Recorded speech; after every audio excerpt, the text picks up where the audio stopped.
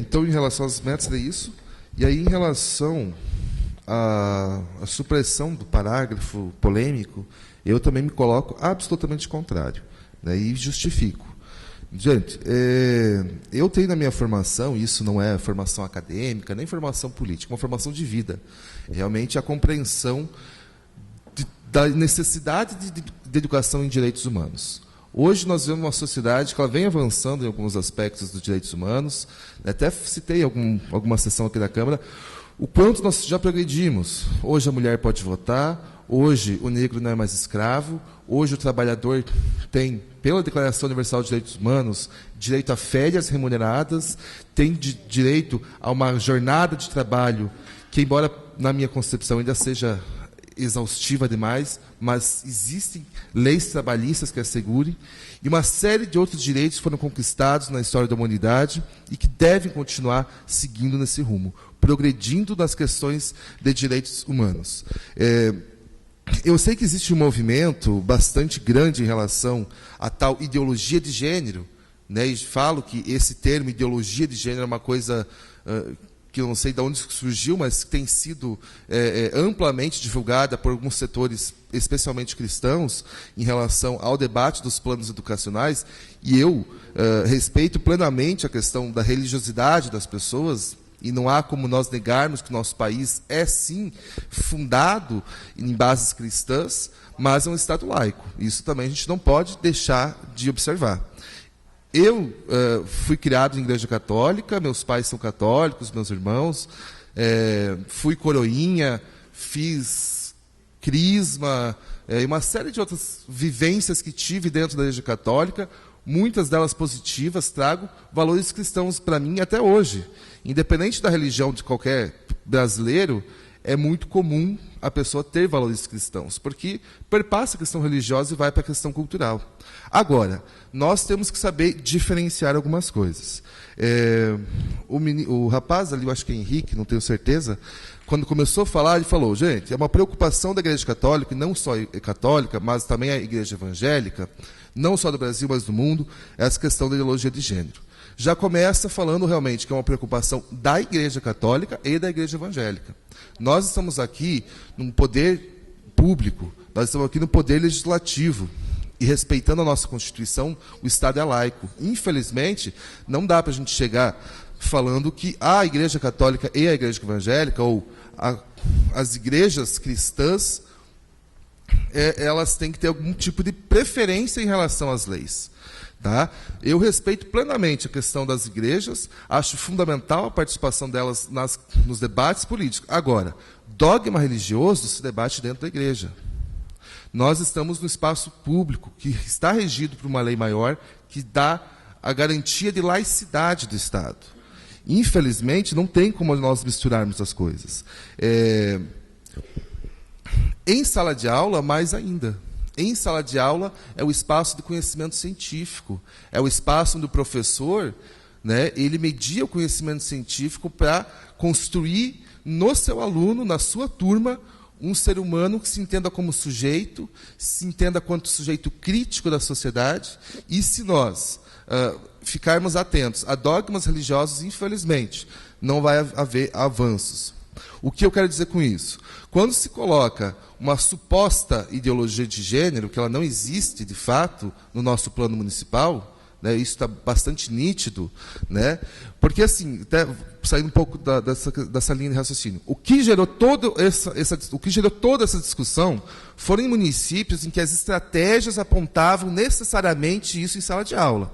Isso que foi o grande negócio. E aí, realmente, alguns grupos fundamentalistas, e não só fundamentalistas, mas religiosos no geral, começaram a criar um movimento no Brasil todo para nós não vamos combater essa tal ideologia de gênero, coisa que o nosso plano municipal não apresenta.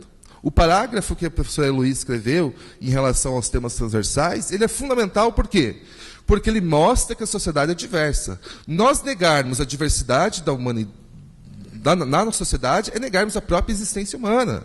O ser humano é diverso por si só. O ser humano é negro, o ser humano é gordo, é magro, é branco, é preto, é indígena, o ser humano é heterossexual, é bissexual, é homossexual, o ser humano é católico, é budista, é ateu, o ser humano é loiro, é moreno, o ser humano tem olho verde, tem olho castanho, o ser humano é cego, o ser humano é surdo, o ser humano é diverso. E é nisso que nós temos que pautar. E os direitos humanos falam exatamente nisso. Não é favorecer ou explicitar a diferença. Não é favorecer ou explicitar a diversidade sexual ou, de forma alguma, fazer algum tipo de apologia a essa questão. É justamente saber que, enquanto um espaço de construção de conhecimento, não se pode negar a própria existência humana. E a existência humana é diversa. Eu, enquanto educador, não consigo conceber as minhas aulas sem debater a diversidade da humanidade. Eu não consigo compreender uma escola que não seja emancipadora. E não consigo conceber emancipação sem debater diversidade, sem debater a própria humanidade, sem debater senso crítico. Para mim, uma escola que forma um cidadão que sai de lá com preconceitos, a escola falhou. Quando se fala que não é papel da escola debater a questão de sexualidade, é um erro grave. A escola, sim, tem que debater, não orientar o aluno. Como a professora disse, é um absurdo nós pensarmos que um debate como esse vai, de algum modo, orientar o estudante a ser de tal orientação sexual ou outra. A questão de identidade de gênero é muito clara. Quando se fala ideologia de gênero, eu não entendo. Mas identidade de gênero, sim, é uma construção cultural e social. Quando se fala que existe o sexo feminino e o sexo masculino, eu concordo, é uma questão biológica, não tem como fugir disso. Agora, identidade de gênero é sim cultural. Vocês acham que o homem do século XXI é o mesmo homem do século V, por exemplo? Não é. As relações humanas, elas vão se tornando cada vez mais complexas e o ser humano se ressignifica com essas construções que são mais complexas. O ser humano não vai permanecer sempre da mesma maneira. Quando a gente fala identidade de gênero, é justamente isso. O que é identidade de gênero masculina hoje, no estado que nós estamos hoje, nas percepções, nas significações que o ser humano ou o sujeito humano tem como fazer na sociedade? É uma. Pega o homem do século XV, pega a mulher no século XV, qual que é o papel social da mulher? Modifica, gente. Isso é identidade de gênero. Se hoje uma criança, um adolescente, por exemplo, se percebe mulher, mas sendo do sexo masculino, ele se percebe mulher por quê? Culturalmente existe uma imagem da mulher. Não há como negar isso. E isso aí não é uma questão de movimentos que têm pretensões ocultas, que são financiados por não sei quem. Isso é uma questão científica. E a escola é ciência, a educação é ciência. E nós não podemos negar isso. Eu não defendo, de modo algum, qualquer tipo de apologia, no sentido de incentivar as pessoas a serem dessa ou daquela maneira, a não ser incentivar a ser um sujeito crítico, e isso é meta e obrigação do educador. Eu ouvi pessoas falando aqui que todos somos iguais perante a lei. Ah, é? Todos somos iguais perante a lei? Vocês acham realmente que isso acontece na sociedade? Vocês acham que realmente todos são iguais? Você acha que o Brasil é responsável por mais de 40% das mortes motivadas por homofobia? Então, são todos iguais? Os negros se ocupam os cargos mais ditos baixos dos postos de trabalho, os negros que ocupam a maior parte das favelas brasileiras, os negros que são ainda a população mais pobre do Brasil, são todos iguais? Isso é verdade? Isso é mentira, gente. Infelizmente, não são todos iguais. É como diz George Orwell, quando ele cria a Revolução dos Bichos, pode até falar que são todos iguais, mas uns sempre vão ser mais iguais do que outros. E nós temos que combater isso com a educação. A educação, sim, tem o dever de fazer isso. Se existe preconceito, se existe intolerância, se existe discriminação, isso se dá pela ignorância. E só se combate ignorância com conhecimento. E quem dá o conhecimento formal é a escola. Não é aqui uma guerra religiosa ou uma guerra ideológica. É uma luta por cultura de paz. É a luta por uma cultura de respeito e dignidade ao ser humano. Né? Alguém falou ali que só existe educação por causa do cristianismo. Mentira, gente, por favor. A educação pública é uma construção, quando perceberam da necessidade da alienação do povo na construção do Estado moderno burguês. Ele é um aparato ideológico do Estado. Não tem nada a ver com religião. E nós sabemos disso. Então nós temos que entender quais são as funções das instituições públicas, das instituições ideológicas, né, dos aparatos de poder do Estado. São questões que nós temos que considerar, gente. E, felizmente, nós temos hoje esse espaço para poder debater.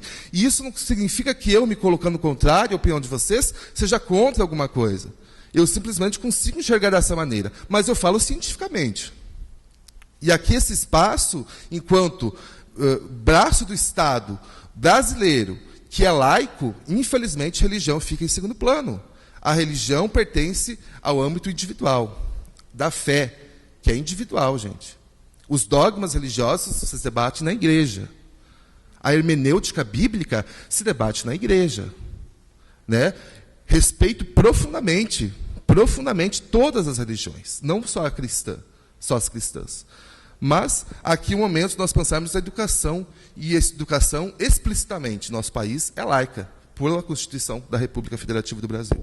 Por isso, acho que nós temos que manter, sim, o parágrafo, que não muda em nada, não fala de estratégia, não fala de meta, inclusive, acho que poderia ter metas falando de educação em direitos humanos. Mas, para não causar confusão, não vamos nem entrar tanto nesse debate. Vamos deixar o parágrafo, que não muda nada, mas vamos avançar na nossa educação e não retroceder. Muito obrigado.